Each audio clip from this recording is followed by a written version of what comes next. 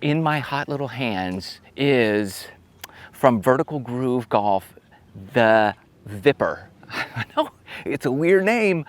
It should be called Viper, but it's not. It's the Viper, and it's a chipping iron. Look, if you're a great chipper with your wedges, you don't need one of these. But if you struggle a little bit, this technology they got might be something for you to consider checking out.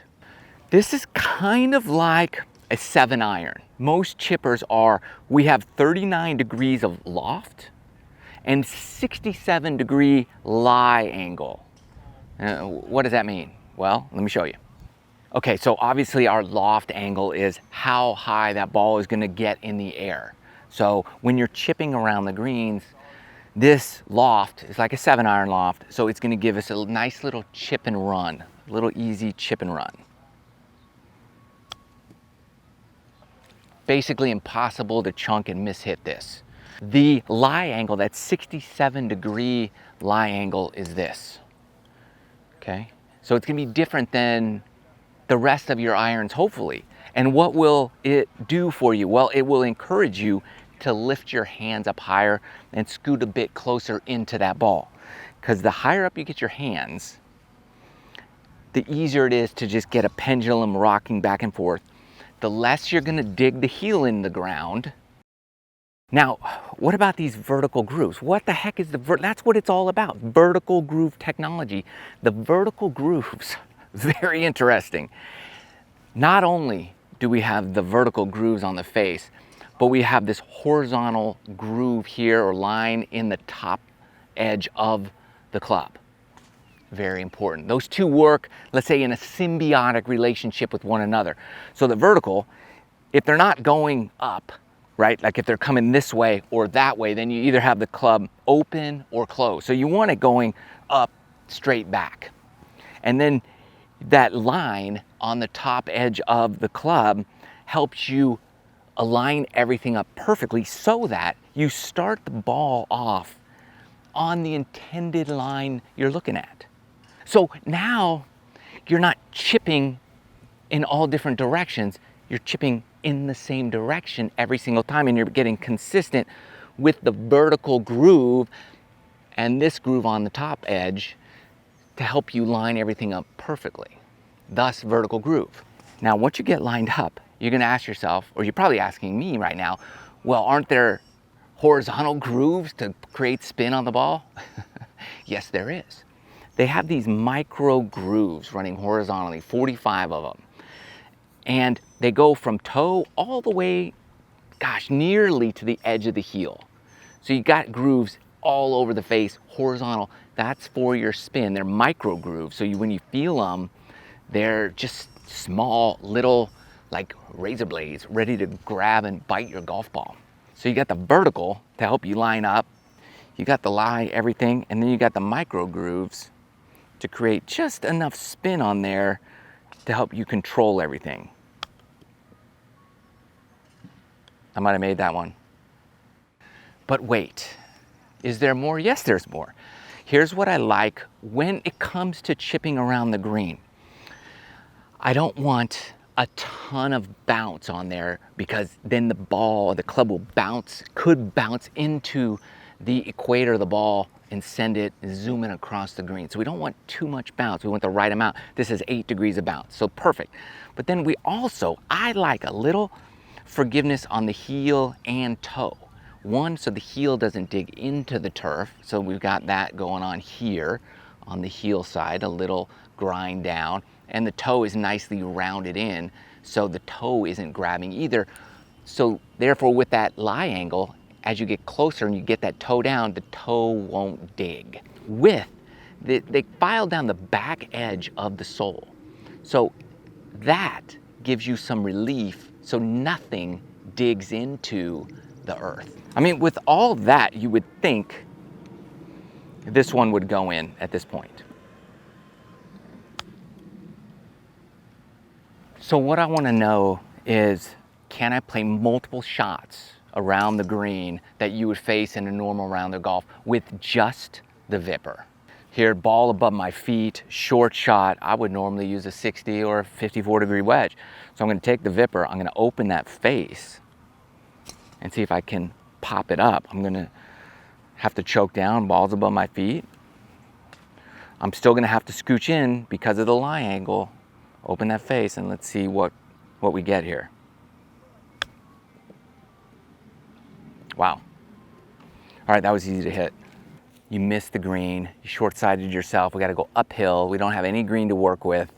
And sadly, most average golfers have this numerous times in the round. So what would you normally do? I'd take a wedge and hope not to chunk it and be right back down here. If you're like a 12, 15 handicap, I would take that shot from this position. I'd be so thrilled with that. Now let me square it up and hit the exact same shot, but this time not opening the face. That's just as good with the square face, bump and run it through the rough. Either way, wide open or square, it's getting through the rough nicely. There's no like dig and grab and hold and catch. A little farther back, downhill. Can we open it a ton, get a lot more height and let it run out and roll out down to that hole?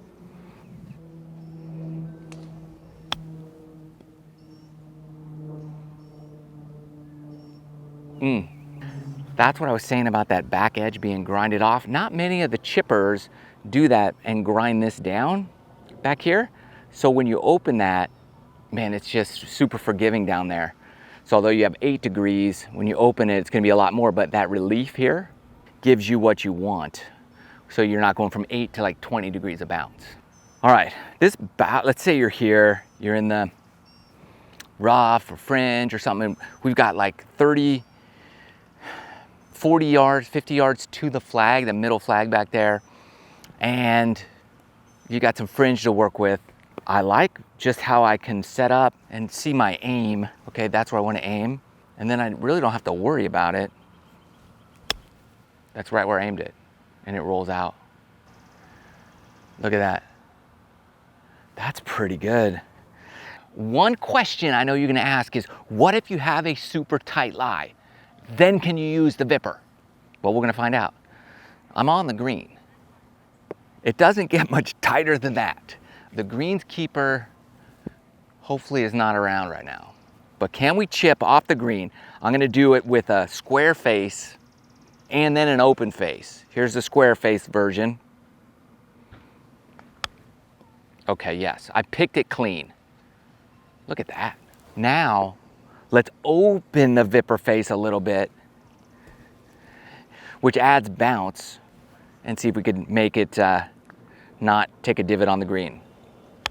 Oh boy, that was good. That's even better. So yes, the Vipper works on the tightest possible lies. Probably takes a little practice, but it was easy. All right, before I say it's not for the bunker, why don't we try it in the bunker and see what happens? We're gonna do 3 shots. We're gonna do square, we're gonna do open, and then we're gonna do a really far one. The first 2, we're just gonna go to this first hole. Square, Vipper, can you get out? Okay, unsuccessful attempt. Let me open the face a little bit, same first hole.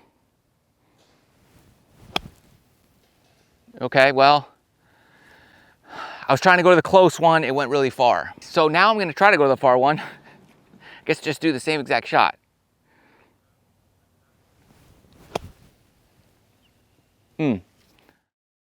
It's not really for the bunker. I would try something different, but in a pinch, if the flag's far away or you're just trying to get it out, it kind of works.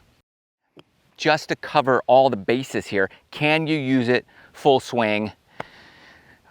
I'm gonna just spitball it and say no, but let's see first. First normal setup as if I were hitting a 7-iron. Okay, we're just gonna call it as a no. The weighting is all off. Let's just test max pitching distance here. Let's carry it 25 square face. Pretty good. I carried it about 20, 30 yards there. And 40 yards right here. I would say, look, if you need to carry this thing 40, even maybe 50 yards, there you're gonna have pretty good success because you're just taking a little swing and letting the club do the work and bump and run. It will take some practice the farther away you get, but up close, it's much, much easier. And although it looks very similar to the 7 iron in terms of loft and shape and sole and everything, the length is going to be totally different. So we have 7 iron Vipper. So it's more a wedge length. What don't I like about this? Look, it's an expense, right? It's over 100 bucks. The link I have for you gives you a 15% discount. So that's always good. It'll save you a little bit of money there. But it is a club that, like, you're not going to take a full swing with this. And you're not going to hit this out of the bunker. So it takes a spot in the bag. It's not one use, but you're using it only around the greens, maybe up to 20 to 30 yards out. Hope it helps. Link below. Love you guys. See you next time.